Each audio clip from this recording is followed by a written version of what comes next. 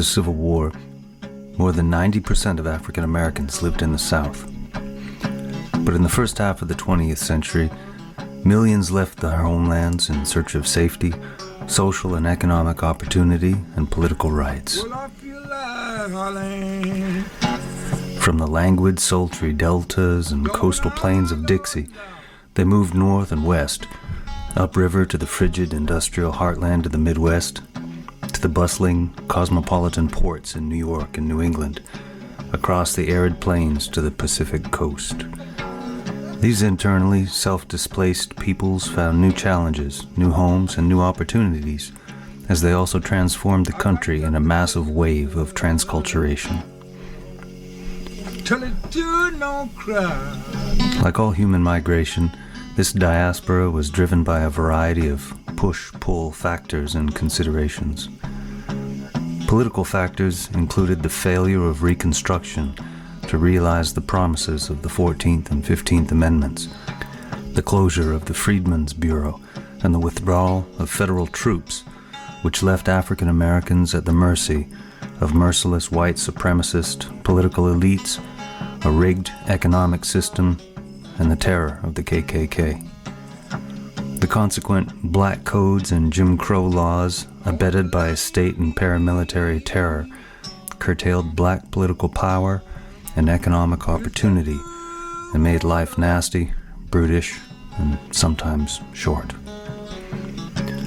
Meanwhile, technological advancements like Eli Whitney's cotton gin and mechanized farm equipment had reduced the need for agricultural labor, further contributing to the push. I want you to love me or leave me. This economic crisis was deepened by environmental factors such as the boll weevil infestation, drought, and the Great Mississippi Flood of 1927, which displaced hundreds of thousands.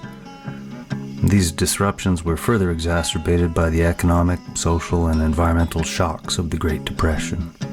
What a strange thing happened. Someday it might happen to you. Meanwhile, the tightening of national immigration policy created a shortage of cheap labor for the factories of the North, while growing transportation infrastructure for trains and automobiles facilitated mass movement. As they migrated, African Americans brought not only their labor and their dreams of a better life, but their unique culture.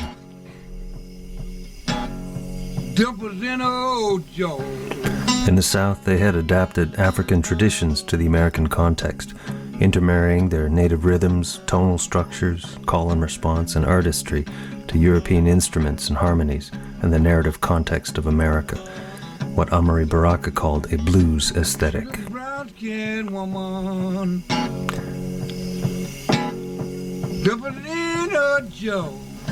Slyly coded language, allegorical geopoetics, and double consciousness informed the Delta blues and, in New Orleans, jazz. If you ever had the blues, no matter how I feel.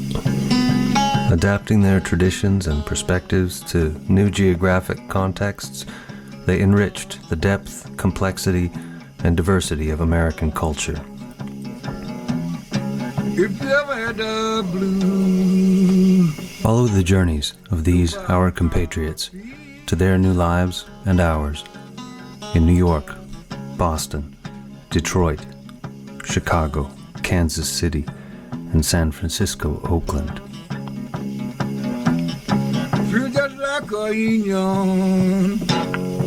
Ain't got no driving wheel.